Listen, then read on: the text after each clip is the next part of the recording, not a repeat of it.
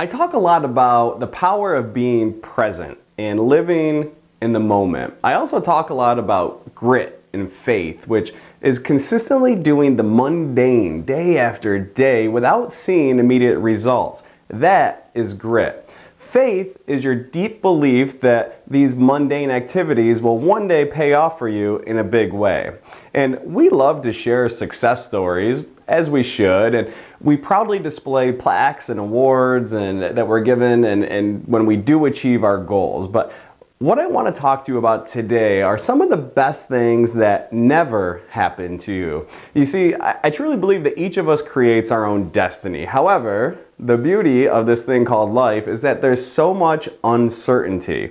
We know this, yet we always seem to be shocked when things don't go the way we plan them to go. How many times have you wanted something so badly, you work so hard day after day with that grit and that faith that you need to achieve your goal, only to have something outside of your control happen and prevent you from getting to where you wanted to be?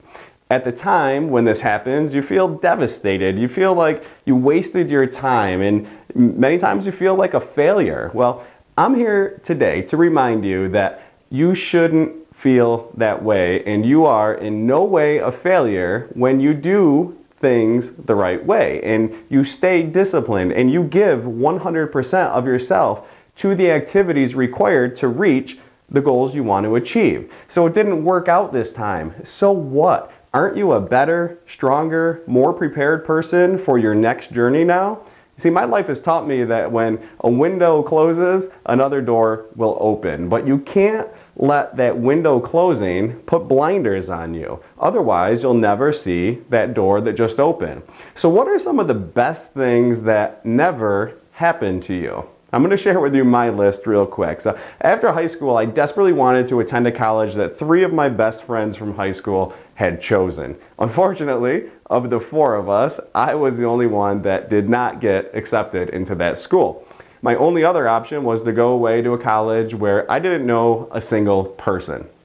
Let's fast forward 1 year later. All 3 of my buddies who got into the college that I wanted to go to had flunked out and they were back home. And then fast forward 4 years from that date, and you'll see me graduating with a bachelor's degree and living with the woman who was also at that college, who now 20 years later is my beautiful wife and the mother of my 3 children. All right, story number 2 was early in my career, I worked my butt off in sales, and I quickly moved up the ranks to a senior sales position, and ultimately I got into sales management. I was chasing business success and money, and I was finding both of them, but I wasn't happy.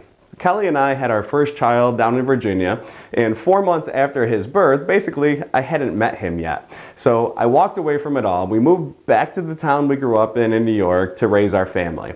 At the time, I thought I had failed and my career was over. I started a new job in a new industry, in the mortgage industry.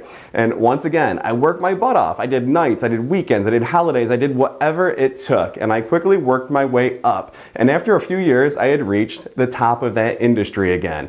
And then the financial crisis hit our country. My company moved out of North America, and once again, I was left with nothing. But I kept my head up, and I saw that open door, which led me to starting my own business, and I haven't looked back since. However, what these best things that never happened in my life taught me was this: even if everything changes for me tomorrow, I'm going to be fine. I know the common denominators to create a happy, successful life. I have the grit, I have the faith required to take on whatever challenge comes next. This allows me to attack every moment of every single day with 100% confidence in myself. It allows me to be bold and take chances, and it allows me to live with confidence knowing that should this present day window close, I'll go through another door tomorrow. So my challenge to you today is this: think about what the best things that never happened in your life are.